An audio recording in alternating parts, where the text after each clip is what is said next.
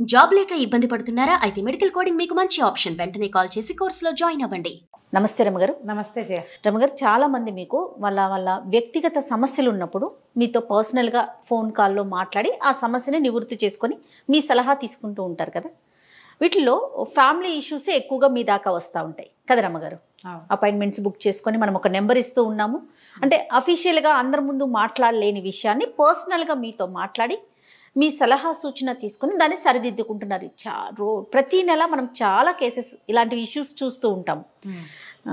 ఆడపడుచుల నుంచి వచ్చే ఇష్యూస్, ఎందుకంటే నాకు కామెంట్స్లోనూ చూస్తూ ఉంటాను, మీరు హ్యాండిల్ చేసే ఇష్యూలు కూడా ఉన్నాయేమో బహుశా అనుకుంటాను. కొత్తగా పెళ్ళయి వచ్చిన అమ్మాయికి ఆడపడుచుతో ఇష్యూ, దీన్ని ఎలా హ్యాండిల్ చేయాలి, అసలు ఎలా ముందుకు వెళ్ళాలి, గొడవలు లేకుండా ఉండాలంటే ఏం చేయాలి, ఇలాంటి ప్రశ్నలు వస్తూ ఉంటాయండి. ఈ రోజుల్లో పిల్లలు లేటెస్ట్ పెళ్లిళ్ళైన పిల్లల్లో కొంచెం తక్కువే ఉన్నాయి జయ. ఫ్రెండ్లీగా ఉంటున్నారు. పాతకాలపు పద్ధతుల్లో అంటే ఇప్పుడు పెళ్ళై ఒక 15 ఏళ్ళు అయింది అని చెప్పారనుకో, వాళ్ళకి ఆడపడుచుల ఇష్యూస్ కనపడుతున్నాయి. ఈ 5-6 ఏళ్ల క్రితం 4-5 ఏళ్ల క్రితం పెళ్లిళ్ళైన వాళ్ళల్లో ఆడపడుచు ఇష్యూస్ నేను విన్నవి తక్కువే, కానీ ఉన్నాయి. అవి కూడా మనం చెప్పాలి, ప్రత్యేకంగానే ఉంటున్నాయి. సో ఇక్కడ పేర్లు మనం ప్రస్తావించట్లేదండి. జనరల్ గా అయితే ఏం చేయాలి? పర్సనల్ గా ఇష్యూ ఉన్న వాళ్ళు మీకు ఎట్లానో కాల్ చేస్తారు, మీరు పర్సనల్ గా మాట్లాడతారు. ఇందులో పేర్లకు ఏం చేయాలి? సార్వజనీయమైన సమస్య. ఎప్పుడు కూడా ఒక వైద్యుడు ఆపరేషన్ చేయించుకున్నట్ట కాలు మీద ఒకదో కాయ వచ్చింది, ఎంత నొప్పిగా ఉందోట, అన్ని కంతులు కోసాను, నాకంతంత నొప్పి ఏదీ లేదన్నట్టు. నీకు వస్తే గానీ నీకు నొప్పి తెలీదు, ఎవరిదైనా చేసేసే ఆ పడుకో ఏంటి కాసేపు ఏంటి ఏమవుతుంది అలా మాట్లాడతాం. మనకు వస్తే ఆ నొప్పి తెలుస్తుంది, మనకు నొప్పి తెలుస్తుంది. కానీ ఆ నొప్పి తెలిసినా కూడా మళ్ళీ అవతల వాళ్ళ దగ్గరికి వెళ్ళేసరికల్లా అది నొప్పిగా భావించరు. ఇది ప్రత్యేకంగా ఆడవాళ్ళ స్పెషల్ క్వాలిటీ చేయ. మనం పురాతన కాలం నుంచి ఇప్పటికీ మనం అదే జాతి వాళ్ళం అయినప్పటికీ నిష్కర్షగా మాట్లాడుకోవాల్సిందే ఇందులో. ఇది స్త్రీల ప్రత్యేకత. వీళ్ళకి ఎప్పటికీ నా కూతురు కోడలు ఒకటే అని అనిపించదు. అందులో నువ్వు నేను కూడా ఇది కాదు చేయ. పెద్దవాళ్ళు అయ్యే కొందికి ఏ పని చేయని తన కూతురు, ఏ బాధ్యత లేని తన కూతురు తనకు ఓకే. తప్పు కాదు, తప్పో ఒప్పో ఓకే, నా కూతురు కాబట్టి నేను యాక్సెప్ట్ చేసి ఉంచుకుంటా. దాన్ని ఏమన్నది వెందు. కోడలు మాత్రం గీతలు దాటకూడదు, వినేయాలి, మాట వినాలి. తన మొగుడు కొడుకు మాట వినాలి, తన మాట వినాలి, ఒద్దిగ్గా ఉండాలి, బుద్ధిగా ఉండాలి, డబ్బులు అతిగా ఖర్చు పెట్టకూడదు, పుట్టింటికి అతిగా వెళ్ళిపోకూడదు, ఎక్కడికి తన పర్మిషన్ లేకుండా ఏమీ చేయకూడదు, తన కనుసన్నల్లోనే ఉండాలి. అదే తన కూతురు అత్తవారింటికి వెళ్ళకపోయినా ఓకే, అత్తారింట్లో పని చేయకపోయినా ఓకే, మొగుడితో సరిగా ఉండకపోయినా ఓకే, మొగుడిని కాలు కింద కుక్కని చేసినా ఓకే, చేయాలని కూడా కోరుకుంటాడు. ఇదే పాయింట్ నా కోడల విషయంలో నేను ఎందుకు అనుకోను అని ఏ ఆడ మనిషి ఆలోచించదు. లోక సహజంగా అయిపోయింది కదా రమ్మగారు, చాలా లోక సహజంగా అయిపోయింది. మా పిల్ల అత్తారింటికి వెళ్ళదు, కోడలు మాత్రం మా ఇంట్లో పని చేయాలి. మా పిల్ల అత్తారింట్లో కష్టపడలేదు, దాన్ని వేరే కాపురం పెట్టాలి. కూతుర్ని తన ఇంటి దగ్గరే ఉంచుకోవాలి, తనతోటే ఉంచుకోవాలి, తనే చూసుకోవాలి. కూతురు పిల్లలకి తనే ఇంపార్టెంట్గా ఉండాలి. అలాగే కోడలికి ఏ పని చేయరు, వీళ్ళు ఏ హెల్ప్ చేయరు. కోడలు పుట్టింటికి వెళ్ళకూడదు, కోడలు రూపాయికి పుట్టింటికి తినకూడదు. ఎంతమంది ఉంటారో తెలుసా జయ ఇట్లా. కోడల్ని కూతుర్ని సమానంగా ఎప్పటికీ చూడలేం జయ, అది జరిగే పని కాదు. అలా ఎందుకంటే చెప్తా నేను, అది డిస్కషన్ కాదు కదా, ఇది నా మెయిన్ పాయింట్లు ఇవి. ఎప్పుడు కూడా మన కూతురు మనకి సొంతది, అది ఏం చేసినా మనకు అలవాటుగా ఉంటుంది. దీన్ని కరెక్షన్ చేయలేమని మనకు తెలుసు కాబట్టి కరెక్ట్ చెయ్యం, అంతే. అది ఈ బయట నుంచి వచ్చేసరికల్లా ఏమనిపిస్తుందంటే, ఈ అమ్మాయి మన ఇంట్లో ఉండడానికి వచ్చింది కాబట్టి మన మాట వినాలనిపిస్తుంది. ఇప్పుడు నేను అనేది ఏంటంటే, అత్తగారే అలా ఉండటం వల్ల ఈ ఆడపడుచులు ఈ పిల్లలిద్దరు ఎందుకు సఖ్యతగా ఉంటారు? అది కదా పాయింట్. ఇంకేముంటారు, ఆవిడకే ఆ ఫీలింగ్ లేనప్పుడు ఈ కొత్త పిల్లలు ఇద్దరు కలిసిమెలిసి ఒక వయసు ఉంటుంది ఇంచుమించుగా, వాళ్ళిద్దరు ఎక్కడ కలిసిమెలిసి ఉండగలుగుతారు? కలిసి ఉండరు. పైగా నీ వల్ల మా అన్నయ్య మాకు దూరం అయిపోయాడు అంటారు. నువ్వు ఎందుకు చేస్తారు పెళ్ళిళ్ళు, ఎందుకు చేసుకుంటారు? వాళ్ళిద్దరు కలిసి ఉండాలని కదా. మీ వాడికి ఒక తోడు ఉండాలి. వాడు నీకు చిన్నప్పుడు నీతో ఉన్నట్టుగానే ఎంతసేపు నీతోటే ఉంటే ఇక వాడు పెళ్ళంతో ఎప్పుడు స్పెండ్ చేస్తాడు? అప్పుడు పెళ్లి చేయకుండా ఉండాలి. మారిపోయాడంటారు, ఇదివరకు అట్లాగా స్పెండ్ చేయట్లేదంటారు, ఇదివరకు అట్లాగా మాకు అన్నీ నీకు కూడా కొనిపెట్టాలంటే పెళ్ళానికి ఏం కొనిపెడతాడు వాడు ఎంతసేపు? ఎప్పుడు నీకే కొనిపెడుతుంటే ఈ కట్ చేసుకోరు. అసలు కొన్ని ఇళ్లలో భార్యాభర్తలను ఒక చోట ఉండనివ్వకుండా చేసే ఆడపిల్లలను కూడా చూశాను నేను. ఎంత ఘోరం. ఉన్నారు అట్లాగే. మనం వీళ్ళకి పెళ్ళెందుకు చేసామని ఆలోచించారు. తల్లుల దగ్గర ఉంది కదా ఇది. తర్వాత రమ్మగారు వాళ్ళ పిల్లలకి ఈ అబ్బాయి ఎక్కువ ప్రయారిటీ ఇవ్వాలి, పూర్తిగా తనే చూసేసుకోవాలి. మావయ్యే ఆడపిల్లల పిల్లల్ని సమస్తము జరపాలి, అన్ని జరగాలి. అతని పిల్లలు వస్తే వీళ్ళేం చూడరు. తుమ్మినా తగ్గినా కూడా మావికే, మళ్ళీ ఉన్న అత్తతో సంబంధం ఉండదు. ఇలాంటి లక్షణాలు కనపడతాయి. ఇవన్నీ ఏంటంటే టేకెన్ గ్రాంటెడ్గా చేసుకోవటం ఒకటి, యాక్సెప్టెన్సీ లేకపోవటం రెండోది. తల్లి పెద్ద ఆవిడ ఉంది చూసావా, ఆవిడ సపోర్ట్ చేయటం. ఆవిడ ఆ తల్లులు పెద్దవాళ్ళు అయ్యాక నేను ఇలాగే బయట ఇంటి నుంచి వచ్చాను, నా పిల్ల ఇలాగే బయట ఇంటికి వెళ్ళింది, ఈ అమ్మాయి కూడా మన ఇంటికి అలాగే వచ్చింది, మనం కావాలని తెచ్చుకున్నాం, రేపు మన లైఫ్ ఇదే అన్న జ్ఞప్తి ఉండదు.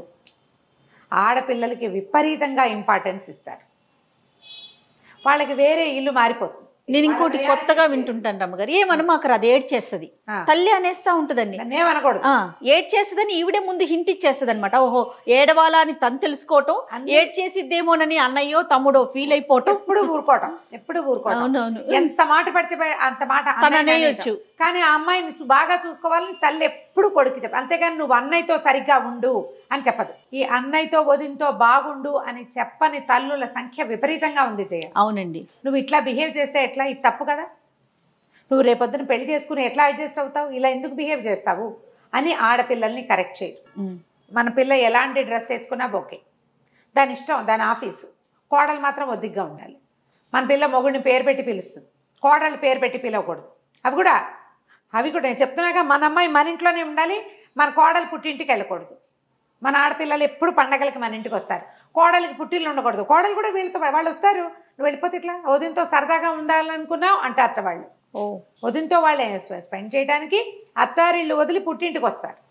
మరి వదిన ఎప్పుడు పుట్టింటికి వెళ్తుంది, ఈ ఆలోచన ఉండదు. చచ్చిన ఆలోచించరు. ఏ పండగలకి పుట్టిళ్ళకి రాని ఆడపిల్లలు కోకొల్లలుగా ఉంటారు, ఎందుకంటే ఆడబడుచులు వస్తారు కాబట్టి. ఇప్పుడు కొంచెం తగ్గింది, ఎందుకంటే ఈ ఆడపిల్లలు కోడళ్ళు కూడా ఒకే రకంగా చదువుకుంటున్నారు. చదువుకోవటం పైగా ఇంకో కొన్ని చోట్ల కొన్ని రకాలు. ఇంకోటి ఏం చూస్తున్నామంటే, అమ్మాయిలు పెద్దవాళ్ళు, అబ్బాయిలు చిన్నవాళ్ళు అనుకో. అమ్మాయిలు పెళ్ళిళ్ళు అయిపోయి వాళ్ళకి అంతంత పిల్లలు అయ్యాక మగపిల్లలు పెళ్ళిళ్ళు అవుతాయి. ఇక వీళ్ళ మీద ఆ పెళ్ళిళ్ళు అయిపోయిన అక్కల రోపు అంతా ఇంత కాదు, ఈ కొత్తగా వచ్చిన కోడళ్ళ మీద. ఆల్రెడీ అంతా ఇంత అయిపోయిన మేనల్లులని మేనకోడళ్ళని ఎత్తుకోవడం పెంచుకోవడం అన్ని మావేలే చేస్తారు. సరదా కూడా ఉంటుంది కదా. ఇప్పుడు తనకి పెళ్లి కానంతసేపు సరదా ఉంటుందండి, తనకంటూ సంతానం కలిగితే పిల్లలు పుట్టాక కూడా ఆ టాప్ ప్రయారిటీ ఆ పిల్లలకే ఇవ్వాలని ఉంటుంది. ఇలాంటి సమస్యలతోటే ఈ ప్రాబ్లమ్స్ వస్తాయి జయ. ఇంటికి పెద్దవాళ్ళు ఒక మగపిల్లాడికి పెళ్లి చేసేటప్పుడు ఇవి మాట్లాడుకోవాలి. వదినొస్తే అన్నయ్య వేరైపోతాడు అని చెప్పడం కాదు, అన్నయ్య కూడా ఒక లైఫ్ వాడి సెపరేట్ది స్టార్ట్ అవుతుంది అని చెప్పాలి. నువ్వు వీళ్ళతో బాగా ఉంటే రేపు నీకు జరుగుతుంది బాగా అని చెప్పాలి. వదినతో ఫ్రెండ్షిప్ చేస్తేనే రేపొద్దున అన్నయ్య నీతో ఉంటాడని చెప్పాలి. ఖచ్చితంగా చెప్పాలండి. ఈ చెప్పకుండా దాన్ని కంట్రోల్ చేయాలని చూస్తారు. కొన్నాళ్ళకైనా ఓ 10 ఏళ్లకో 15 ఏళ్లకో ఆ అన్నయ్య పిల్లలు పెరుగుతారు, ఆటోమేటిక్గా వదిన సంసారం వదిన చేతిలోకి వెళ్ళిపోతుందని గ్రహించుకోకపోతే ఎట్లా? ఒకే ఊళ్ళో అక్క చెల్లెళ్ళు అన్నదమ్ములు ఉన్నారనుకో, రోజు సాయంత్రం వేసరికి అక్కింటికో చెల్లింటికో వెళ్ళిపోతుంటాడు అబ్బాయి, పిల్లని ఇంట్లో వదిలేసి. లేదా మా అక్కింటికి వెళ్దాం, లేదా మా చెల్లింటికి వెళ్దాం. ఇక వేరే ప్రపంచంలో నింటూ వాళ్ళిళ్ళకే ఎందుకు వెళ్ళాలని అనుకుంటారు వీళ్ళు. పెళ్ళికాక ముందంతా వెళ్ళా, ఇప్పుడు వెళ్ళకపోతే బాగుండదంటారు. ఈ అక్కో చెల్ల ఒరే రోజు మా వెనకాల తిరుగుతా వెంటనే మీ ఆమె చూసుకుని సినిమాకి వెళ్ళి చికారుకి వెళ్ళని చెప్పరు. వాడు 2-3 రోజులు రాకపోయాడంటే ఇంకేముంది మార్చేసింది అంటారు. మన మొగుళ్ళు మనతో ఉండాలి, మన తమ్ముడు కూడా మనతోటే ఉండాలి. ఎంత అన్యాయం రమ్మగారు, ఎంత సెల్ఫిష్నెస్ చేయాలి. మరి మారాలి కదా. ప్రజలు ఆడవాళ్ళు దీని మీద ఆలోచించాలి, ఖచ్చితంగా ఆలోచించుకోవాలి. ఇంకా ఉన్నాయి. తమ్ముడు ఫారెన్ వెళ్ళాడు అనుకో, ఎక్కడికో వెళ్ళాడు, అక్కయ్యో చెల్లో కూడా అక్కడికి వెళ్ళి సేమ్ ప్లేసు ఆ పక్క ఇళ్లలోనే ఉండాలి.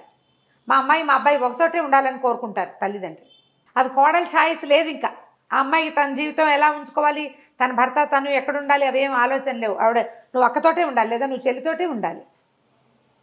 చెల్లిని పైకి తీసుకురావాలి, చెల్లిని నీ దగ్గరే ఉంచుకోవాలి. చూసుకోవద్దా? చూసుకోవాలంటే పక్కింట్లో ఉండాలి. ఒక్కింట్లోనే ఉండాలనే వాళ్ళు కూడా ఉన్నారు. ఇక ఎవడు వాడు బతకడు, వీళ్ళు బతకరు. కొన్నాళ్ళకి తగాదాలు. ఇదివరకు కొట్టు చచ్చినా కలిసి ఉండేవాళ్ళమ్మా. ఈ రోజున కలిసి ఉండే రోజు కాదు. ఏ పోట్లాట వచ్చినా, ఏ తగాదా వచ్చినా, ఏ సహించలేని తనం వచ్చినా తెంపుకుపోయే అవకాశాలు కనపడుతున్నాయి. అన్నా చెల్లి తెంపుపోరు, మొగుడు పెళ్ళని తెంపుపోతారు కదా. మరి ఇప్పుడు అమ్మ మన కర్మ ఏంటంటే అన్నా చెల్లి తెంపుకు పోయే వాళ్ళు కూడా కనపడుతున్నారు. అవునండి, చూస్తూ ఉన్నాం. మాట్లాడరు, అన్నయ్య తమ అన్నలు చెల్లెళ్ళు అన్నదమ్ములు మాట్లాడుకోరు, సంవత్సరాల తరబడి కలవరు, ఏ హెల్ప్ చెయ్యరు. చిన్న చిన్న విషయాలకి మొదలుపెట్టి చిలికి చిలికి గాలివాన చేసి రక్త సంబంధాన్ని తెంచేసుకుంటారా. పెళ్ళామే దేవత అనుకుంటారో మరి ఏమనుకుంటారో తెలియదు. ఆడవాళ్ళ పాత్ర ఎక్కువగా ఉంటుంది ఇందులో. తెంచేయటంలో మగవాళ్ళ పాత్ర కంటే వాళ్ళ పెళ్ళాల పాత్ర ఎక్కువ ఉంటుంది. ఇటువైపు విషయంలో మొగుళ్ళ పాత్ర ఎక్కువగా ఉంటుంది. వీళ్ళు కాకపోతే నాకెవరు అన్న ఊహ అసలు చేయరు. నువ్వు ఎక్కువగా కలిసి ఉండకూడదు, తెంపేసుకోకూడదు. అన్నదమ్ములు అక్క చెల్లెళ్ళు కలిసి ఉండాలి, కలుస్తూ ఉండాలి, అంతేగాని కలిసే ఉంటామని అనకూడదు. ప్రతిదానికి ఒక బ్యారికేడు, ఒక హద్దు, ఒక లైన్ ఉండాలి. ఆ లైన్స్ దాటకూడదు. ఈ రోజునంతా ఎడ్యుకేటెడ్ సమాజమే ఉంది. పల్లెటూళ్ళలో కూడా ఎంతో కొంత చదువుకున్నారమ్మా. చదువుకోకుండా 10th 9th తోటి ఆపేసే ఆడపిల్లలు లేరు, మగపిల్లలు లేరు. అవును అవును. మనం ఎందుకు ఆలోచించాం? మానవ సంబంధాలు విస్తరించుకోవాలి కదా, విస్తరించాలా? ఖచ్చితంగా అండి. మరి అందుకోసమే మనం పెళ్ళిళ్ళు చేసుకుంటున్నాం కదా. లేకపోతే మన పిల్లనో మన ఇంట్లోనే మనం ఎందుకు ఉంచుకోవట్లా? పై పిల్లని తెచ్చి దాన్ని మన కంట్రోల్లో ఉంచుకోవాలంటే నీ కంట్రోల్ ఏమిటి? భర్తకి కంట్రోల్ ఉంటుంది. నువ్వు స్నేహంగా ఉండాలి. ఆడపడుచులు ఆ వదినలతోటి స్నేహంగా ఉండాలి. కంట్రోల్ ఉంచుకుంటామంటే కష్టం కాదు. ఈ కాలంలో అది కుదిరే వ్యవహారం కాదు. ఏముంది, అప్పుడు అన్నదమ్ముల డివోర్స్కి అక్క చెల్లెళ్ళే కారణం అవుతారమ్మా. అంతే కదా. మా ఆడపడుచు వాళ్ళు, నేను కొన్ని కేసులు విన్నాను చేయ. అంటే ఇప్పుడు మనం సాల్వ్ చేసిన కేసులు కాదు. చుట్టుపక్కల ఫ్రెండ్స్లో ఎవరైనా ఊరికే మన మెసెంజర్లో మెసేజ్ పెడతారు, మా ఆయన చాలా మంచివాడండి, మా ఆడపడుచులతోటి చిక్కంతా. అవును. నా బట్టలు వాళ్ళే సెలెక్ట్ చేస్తారు, నా నగలు వాళ్ళే, నేనేం పెట్టుకోవాలో వాళ్ళే చెప్తారు. నాకు బ్యాండ్ మేళం బట్టలు ఇష్టం ఉండవు. ఒక అమ్మాయి కంప్లైంట్ ఇది మెసెంజర్లో పెట్టింది అమ్మాయి. ఒకే రకం బట్టలు వేసుకోవడం నాకు ఇష్టం ఉండదండి. మా చెల్లి నేను ఒకే రకం బట్టలు ఏనాడు వేసుకోలే. మా అత్తారింట్లో ఏ ఫంక్షన్ అయినా మా ఆడపడుచులు ఇద్దరు మేము ముగ్గురం ఒకే బట్టలు వేసుకోవాలని వాళ్ళ రూల్. ఒకే రకం చీరలు కట్టుకోవాలి, ఒకే రకం నగలు పెట్టుకోవాలి. అది ఎప్పుడైనా వన్స్ ఇన్ ఏ వైల్ బాగుంటుంది. ప్రతి దానికి, ప్రతి ఫంక్షన్కి మేము ముగ్గురం ఒకేలాగా తయారవ్వాలి. నాకు ఆ పైమెళ్ళలో పెట్టుకునే వస్తువులు నచ్చవు. ఏముందమ్మా, అలవాటు చేసుకో, మిగిలినవన్నీ బాగుంటాయండి. కాదండి, నాకు నెక్ పీసులు నచ్చవండి, నాకు లాంగ్ చైన్స్ ఇష్టం. వాళ్ళిద్దరు సన్నటి వాళ్ళు నెక్ పీసులు పెట్టుకుంటారు, నన్ను కూడా అదే పెట్టుకోమంటారు. నేనేమో బొద్దండి. అమ్మాయి చూడు ఎంత బాధపడుతూ ఉంటుంది, ఎంత అసహ్యంగా కనపడతానో. ఫోటో చూస్తే నా ఫోటో వచ్చి నేను పందిలో ఉన్నాను, ఇలా రాసిందమ్మా అమ్మాయి పాపం, నిజంగా చెప్పైనా అని అడిగా. నేను చెప్పమంది, అందుకే ఈ వాక్యం చెప్తానమ్మా. కొన్ని విషయాలు ఇది ఎవరికైనా చెప్పచ్చా అని అడిగి మరీ చెప్తాను నేను. అంతే కదా, పర్సనల్ కదా రమ్మ. పర్సనల్. నేను లావుగా కనపడతానండి, నాకు అస్సలు నచ్చదు. తన వేషధారణ కూడా వాళ్ళే డిసైడ్ చేస్తే ఇంకెట్లా రమ్మగారు, ఎట్లా బతుకుతారు? మరీ టూ మచ్ కాదు. నా నచ్చదు. చిన్నప్పుడు కూడా పైమేళ్ళలో గొలుసు పెట్టుకోలేదండి నేను. ఇప్పుడు ఎప్పుడు నేను నెక్ పీసులు పెట్టుకోవాల్సి వస్తుంది. నాకు అస్సలు నచ్చదు. నేను లావుగా కనపడతాను. నేను అంత లావు కాదండి, కానీ నాకు నా మెడకి సూట్ కాదా, తనకి నచ్చదు, ఇంకంతే. సరే, మీరు అన్నట్టు ఎప్పుడైనా ఒకసారి ఓకే, ప్రతిసారి బ్యాండ్ మాలం లాగా మొత్తం ఒకటే ఫంక్షన్ పోని అందరికి గుర్తుగా మేమేం తెలియాలంటే అలా కాదండి. ఎవరింటికి ఫంక్షన్లకు వెళ్ళినా అందరం రెడ్ కట్టుకుందాం, అందరం గ్రీన్ కట్టుకుందాం, అందరం ఇదే పెట్టుకుందాం. వస్తువులు, బంగారు వస్తువులు కూడా బాగా చేయించారట అత్తవారు. ఆడపిల్లలకి బాగున్నాయి, అమ్మాయికి కోడలికి చక్కగా చేయించారు. ఉపయోగం అన్ని వాళ్ళకి నచ్చేవి, ఈ అమ్మాయి కూడా నప్పేవి కాదు, నచ్చేవి, వాళ్ళకి నచ్చినవి. నప్పే వస్తువు ఒక్కట్లేదండి నా నగల్లో. మా అమ్మ కొన్నవే ఉన్నాయి, అవి పెట్టుకోనివ్వరు ఎప్పుడు. అది నేను వాళ్ళతో ఎలా మానేయాలో అని చూస్తాను. అంటే నాకు ఇష్టం లేదు అలా చేయటం. మా హస్బెండ్ ఫీల్ అవుతాడు, కానీ నేనేం చేయను. పెట్టుకోకపోతే అతను ఫీల్ అవుతాడు. ఫంక్షన్ మానేస్తే అతను ఫీల్ అవుతాడు. ఇది మేనేజ్ చేయలేని విషయం. వాళ్ళు అన్ని విధాలా బాగానే ఉంటారు. ఈ బలవంతం తట్టుకోలేకపోతున్నాను నేను. ఎట్లా చెప్పాలో తెలియదండి. నాకు సూట్ కాదని. అది ఏం కాదు, బాగుంది, ఏం కాదు, నిండుగా ఉన్నామంటారు. నాకు నిండుగా ఉంటాం ఇష్టం లేదండి. నిండుగా కాదు, నేను బండగా కనపడతానండి అని రాసింది పిల్ల. ఏడుపు బొమ్మలు పెట్టింది 3-4. ఇక వాళ్ళ ఆడపడుచులు ఎవరో తెలుసుకుంటారు ఈ సంగతి. వాళ్ళు ఇది ఎప్పుడో సంవత్సరం క్రితం సంగతి, సందర్భం రాలా ఇప్పుడు.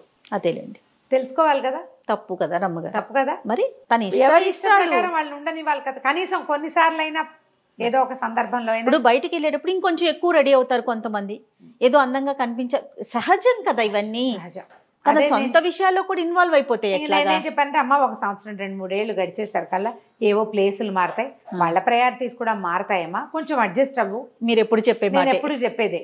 కొట్లాడుకుంటే ఏమవుతుందమ్మా, పాపం ఇలా చచ్చి అడ్జస్ట్ అయ్యి 25 ఏళ్ళు 30 ఏళ్ళు అయినా ఆడపడుచుల రోపు దిగని వాళ్ళు బోల్డ్ అంతమంది ఉన్నారమ్మా, బోల్డ్ మంది.